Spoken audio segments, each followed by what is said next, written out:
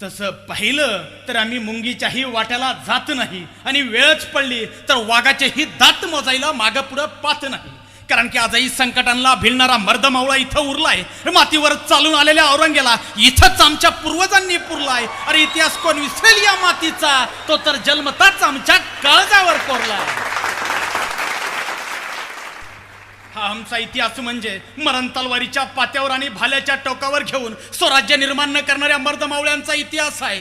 अरे हा आमचा इतिहास म्हणजे वरदवंत, सामर्थ्यवंत, पुण्यवंत, नीतिवंत, जाणता राजा शिवछत्रपती शिवाजी महाराजांचा इतिहास आहे. अरे हा आमचा इतिहास म्हणजे डोळे, हातपाय, शरीर तोडून सोलून काढलं तर ही औरंग्या समोर न झुकता मरणाला कवटाळणाऱ्या धर्मवीर, धर्मरक्षी शिवपुत्र शंभूराजांचा इतिहास आहे. अरे हा आमचा इतिहास म्हणजे घोडखिंडीला स्वतःच्या रक्ताचा अभिषेक घालून पावन करणाऱ्या 300 रणझुंजार रणमर्द बांधव सैनिकांचा इतिहास आहे. अरे हा आमचा इतिहास म्हणजे शिरधडा वेगळं झाल्यावरही नुसत्या धनाड्या लढून पुरंदरावर प्रौढप्रताप गाजवणाऱ्या मुरारबाजी देशपांड्यांचा इतिहास आहे. अरे हा आमचा इतिहास म्हणजे स्वतःच्या घरादाराची, मुलाबाळाची, बायका पोराची पर्वा न करता राजांच्या सही सलामतीसाठी शुद्धीच्या छावणीत जाऊन शेवटच्या श्वासापर्यंत होय मीच शिवाजी आहे हे सांगणाऱ्या शिवा काशिदांचा इतिहास आहे.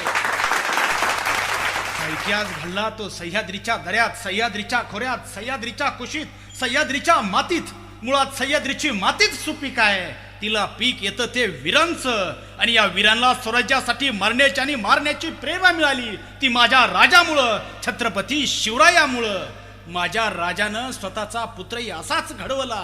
अज्ञात कवी म्हणतोय राजे तुमच्या सावलीनं सूर्यही झाकला असता, पाहून पराक्रम तुमचा मुजऱ्यासाठी चंद्रही वाकला असता. पण आमच्या डोळ्यापुढं तुमच्या रंगेल कथा रंगविल्या गेल्या. तुमच्याच रक्तानं पावन झालेल्या इंद्रायणी आणि भीमा भंगविल्या गेल्या. राजा आम्ही तुमच्या रक्ताचे असून सुद्धा आम्ही फितुरांचा जयघोष केला. तुम्ही मातीसाठी मरून सुद्धा आम्ही तुम्हालाच दोष दिला. कसं कसं कसं कसं सहन केलं तर राजे, तप्त साया डोळ्यामध्ये घुसताना आमच्या तर डोळ्यातून पाट वाहतात. इवलासा कचरा डोळ्यात खुपताना आमच्या मेंदूत मुंग्याचा कहर होतो जर जीभदाता खाली आली. पण कसं कसं सहन केलं तर राजे, जेव्हा तुमची जीभच कापल्या गेली. किती आकांत झाला असेल मस्तकात, कानातून धुराचे लोट उठले असतील. अंगावरची कातडी सोलताना जमिनीवर पडणारे रक्ताचे थेंबही पेटले असतील राजे, जमिनीवर पडणारे रक्ताचे थेंबही पेटले असतील. तुमच्या शरीराचे लचके तोडणाऱ्या लांडग्याचे आत्मे शहरले असतील. शिर कापणाऱ्या सैतानाचे हातही थरथरले असतील राजे, हातही थरथरले असतील. किती किती किती सहन केलं शंभूराजे तुम्ही आमच्यासाठी.